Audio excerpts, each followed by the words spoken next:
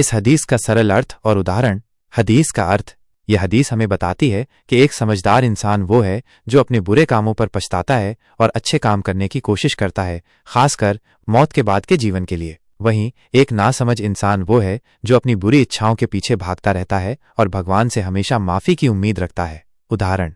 समझदार इंसान। मान लीजिए रमेश ने किसी से झूठ बोल दिया। उसे अपनी गलती का एहसास हुआ और उसने उस व्यक्ति से माफी मांगी और फिर कभी झूठ बोलने का फैसला नहीं किया। वह नियमित रूप से पूजा करता है और दूसरों की मदद करता है। ये रमेश एक समझदार इंसान का उदाहरण है। नासमझ इंसान। शाम को गुस्सा बहुत आता है। वह अक्सर दूसरों से झगड़ता रहता है और अपनी गलतियों को स्वीकार नहीं करता। वो हमेशा सोचता है कि भगवान उसे माफ कर देंगे। यह शाम एक नासमझ इंसान का उदाहरण है। सीख।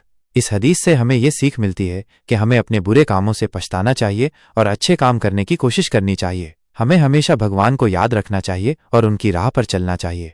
सरल शब्दों में यह हदीस हमें कहती है कि हमें अच्छे इंसान बनना चाहिए। हमें गलतियां करने से बचना चाहिए और अगर हम गलती कर भी दें तो हमें उससे सबक लेना चाहिए और सुधरने की कोशिश करनी चाहिए। मुख्य बिंदु।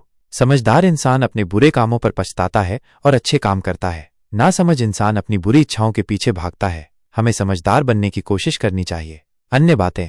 यह हदीस हमें आत्मनिरीक्षण करने के लिए प्रेरित करती है। यह हमें अच्छे कर्म करने के लिए प्रेरित करती है। यह हमें भगवान पर विश्वास रखने के लिए प्रेरित करती है। यह हदीस हमारे जीवन में बहुत महत्वपूर्ण है क्योंकि यह हमें एक बेहतर इंसान बनने में मदद करती है। क्या आप इस हदीस के बारे में और कुछ जानना चाहते हैं? अगर आपको ये जानकारी उपयोगी लगी हो तो कृपया मुझे बताएं।